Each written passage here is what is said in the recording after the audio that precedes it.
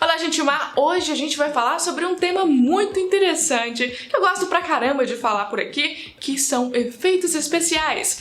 Tem filmes que envelheceram super mal nessa lista, tem filmes que não é só os efeitos especiais que são ruins, não. Por interferência do estúdio, ou simplesmente uma história muito ruim, eles estão na nossa lista e hoje a gente vai falar então sobre os filmes que tiveram péssimos efeitos especiais. E se você gosta desse tipo de conteúdo, inscreva-se no canal. Hulk. Em 2003, todo mundo foi ao cinema esperando ver um grande filme de super-herói cheio de ação e aventura. Mas o que eles viram, na verdade, foi um filme que explorava muito mais a psicologia do personagem do que realmente um filme de super-herói cheio de ação, no caso. O filme foi dirigido pelo Ang Lee, que até então já era um ganhador de um Oscar. Como observação pessoal sobre o filme, eu achava o máximo. Hoje, assistindo, dá pra perceber que os efeitos especiais, por exemplo, dos cachorros são horríveis. O que eu mais vi reclamações a respeito dos efeitos especiais desse filme são justamente do próprio Hulk, que tecnicamente é uma grande evolução nos efeitos especiais. Naquela época, você olhando pra esses efeitos especiais, são simplesmente fodas. E nesse caso, o desgosto até então sobre o filme era muito mais sobre a história, a direção, não, as escolhas da edição que são simplesmente absurdas. Eles tentam parecer que estão em painéis de quadrinhos o tempo todo e isso é simplesmente irritante. Os efeitos especiais do filme usaram um negócio que era pouco até então, bem pouco usado no cinema. O mocap. Eles criaram completamente o Hulk digitalmente e usaram pessoas, ou próprio até o Ang Lee, como modelo para os movimentos do personagem. Nenhum bodybuilder não, na verdade pessoas bem normais. Como eu já disse, o Hulk criado 100% digitalmente foi feito pela ILM, ou seja, a Industrial Light and Magic. E a gente vai falar sobre essa empresa bastante ainda nesse vídeo.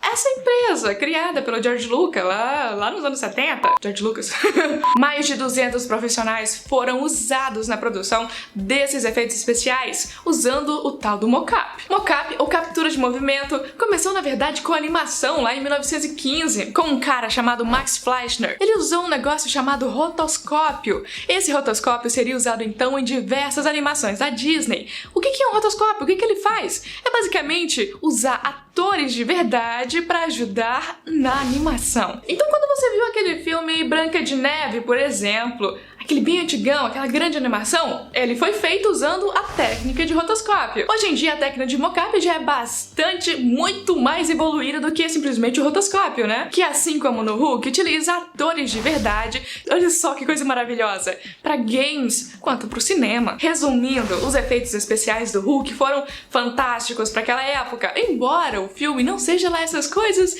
Naquela época, os efeitos especiais eram simplesmente fantásticos. Agora a gente tem outra visão, porque nós já temos uma outra versão do Hulk que é muito, muito melhor e que em outro momento eu espero falar também dos efeitos especiais dele e como ele tá sendo feito muito mais...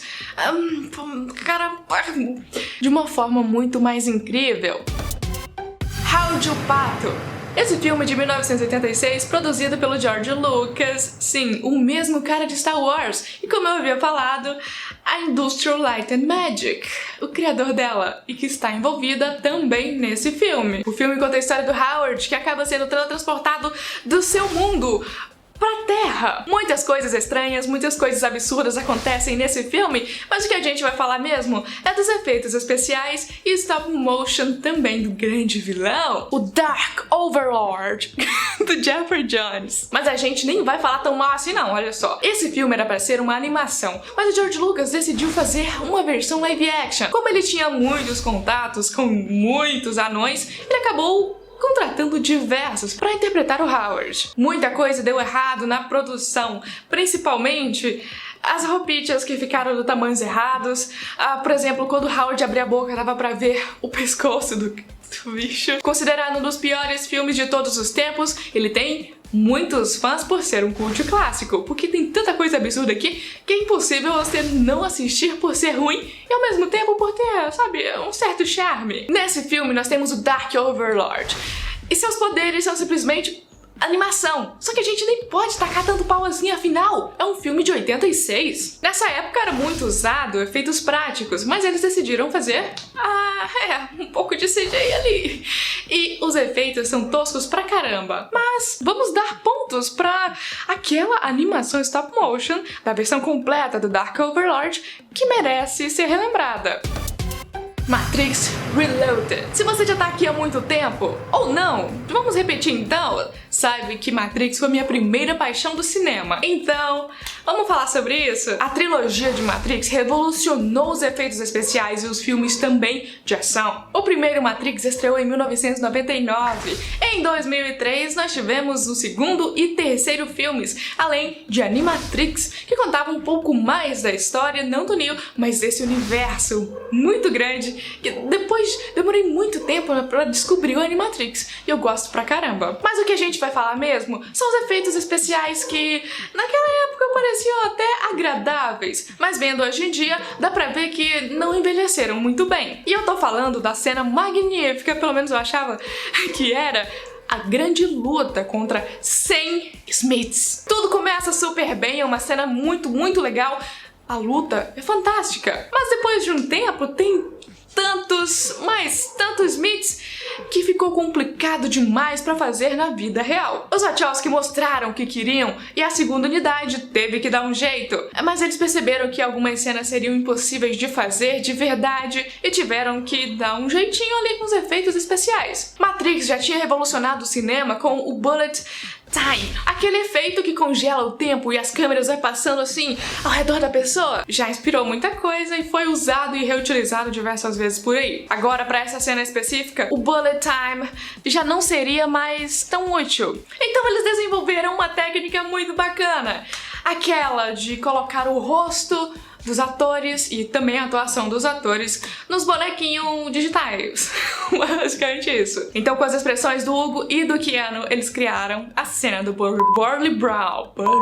E a cena foi renderizada então com um programinha chamado Mental Ray, que hoje em dia é utilizado em 3ds Max e também no Maya. Outros filmes que utilizaram isso são Star Wars e o próprio Hulk, que eu já havia falado anteriormente, mas não tinha mencionado o programa. A franquia já arrecadou mais de 3 bilhões de dólares. 3 bilhões! E em 2017, ano passado, a Warner falou em fazer mais filmes de Matrix. A Múmia 2. A Múmia não é referência de efeitos especiais, não. Mas naquela época, as cenas sempre pareceram fodas pra caramba. Por exemplo, no primeiro filme nós temos várias múmias atrás do Rick. Já no segundo filme eles queriam algo mais ousado. No caso, eles fizeram os cachorrões do Anubis e também o Escorpião Rei e com o Dwayne Johnson. Aquilo lá foi o começo de tudo, o começo da carreira dele, viu, nos cinemas. Porque no ano seguinte, um spin-off foi lançado, O Escorpião Rei, o primeiro filme onde ele foi um protagonista. Mas de volta aos efeitos especiais desse filme, eu não encontrei muitas informações de como foi feito, o que foi usado, qual foi a técnica, mas eu sei que foi o quê? Criado completamente em computador. Também o personagem do Escorpião Rei. Eles criaram digitalmente e em 3D o personagem. Quer dizer, eu não encontrei uma fonte que dissesse como eles fizeram, se eles utilizaram uma cópia. E como eu disse, foi em 2003 que criaram a captura universal de rosto. Então provavelmente foi completamente desenhado no computador. A gente tem que dar crédito onde existe, onde merece crédito. E eu diria que aquele comecinho ali, com certeza, deu um pontapé pros efeitos especiais que a gente vê hoje. Eu ainda adoro os filmes da Múmia, não importam o quanto os efeitos especiais envelheçam mal. Lanterna Verde. Agora nós temos um dos filmes mais odiados dos efeitos especiais e mais odiados dos super-heróis. É claro que tem muita gente que ainda assiste tranquilamente e que nem observa essas coisas que deram errado. Hoje nós vamos falar sobre o que deu errado nesse filme em termos de efeitos especiais. Quando eu disse lá na introdução que alguns desses filmes tiveram muita interferência do estúdio, esse aqui é um deles, viu? A ideia para esse filme já era cotada lá em 1997, mas apenas em 2010, 2011... estreou. Mas o que deu errado mesmo, assim, claro que além da história, além de tudo, foram os efeitos especiais. A galera decidiu fazer o uniforme dele completamente em CGI. Uma das coisas que mais deu errado, na verdade, foram todos os outros personagens em CGI. O filme é quase todo feito em CGI e as únicas coisas que funcionam, na verdade, são algumas coisas que o próprio Lanterna faz na Terra. Mas quando você vai pro espaço, você vê uma coisa que nada realista. Mas imaginem que os artistas não tiveram tempo para trabalhar nos efeitos e todos os personagens coadjuvantes que são feitos, são ETs, que são feitos digitalmente, ficaram feitos pela metade. É o que acontece nessa imagem, por exemplo, onde você vê que o Ryan tá gatão, tá ótimo, mas se você vai vendo pros lados assim, todos os outros personagens, não dá nada certo. O estúdio decidiu fazer o filme 3D e aí cagou a renderização completamente. E agora, um filme que já tinha uma história ruim pra caramba, ficou ainda mais caracterizado pelo seu efeito especial de bosta. A maioria dos efeitos também utilizou o famoso mocap. Mas, como eu já tinha dito, a gente tem que dar crédito onde merece, né? E o Sinestro daqui do Mark Strong é simplesmente lindo, fantástico. Liga da Justiça. Todo mundo lembra, né, que foi muito recente, não tem nenhum ano ainda, quando a Liga da Justiça estreou e nós vimos aquela cara horrorosa do Henry Cavill. E a gente sabe que o Henry Cavill é um cara bonitão, então deu pra perceber muito rapidamente o que tava dando errado ali. O bigodão do Superman que tentaram apagar. Mas como que isso aconteceu? Nós temos então todo o drama com o Zack Snyder e a Warner. No começo do ano, o Zack Snyder saiu do projeto dizendo que foi porque ele tava com muitos problemas na família. Todo mundo ficou tristinho, todo mundo ficou, o que vai acontecer agora? Vai estar tudo errado de novo? E deu. Foi aí que o Joss Whedon entrou no projeto, fez diversas regravações e até reescreveu bastante o roteiro. Por um momento a gente pensou que isso seria uma coisa positiva, porque afinal ele fez Vingadores, mas não foi. Isso é porque o Henry estava trabalhando num filminho chamado Missão Impossível, Efeito Fallout. Ele é um agente que usa um bigodão, e muito bem por sinal.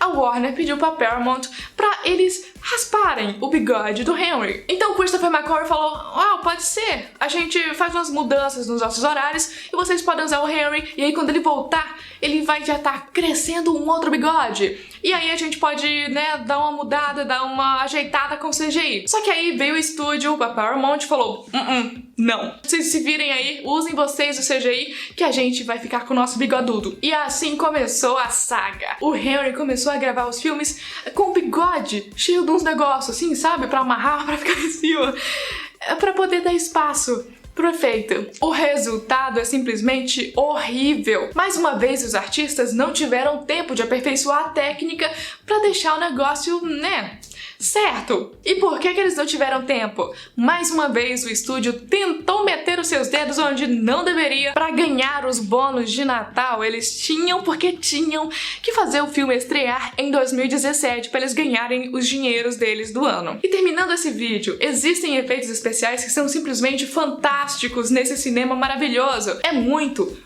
raro a gente ver um filme que é cheio de 100% CGI funcionar, como a gente tem visto atualmente. Mas eu tenho um exemplo de um filme que funciona quase 100% CGI. Mowgli, o Menino Lobo, é simplesmente fantástico, dirigido pelo Jon Favreau. E aí, gente, o que vocês acharam? Eu falando aqui mais uma vez de efeitos especiais, que eu adoro pra caramba. A gente vai continuar falando sobre esse assunto com certeza, muito mais ainda pela frente. Se você tiver gostado, fala aí se você gostou desse assunto, se você quer saber mais. E claro, se você tiver gostado mesmo desse vídeo, inscreva-se no canal, deixe o seu like e a gente se vê no próximo.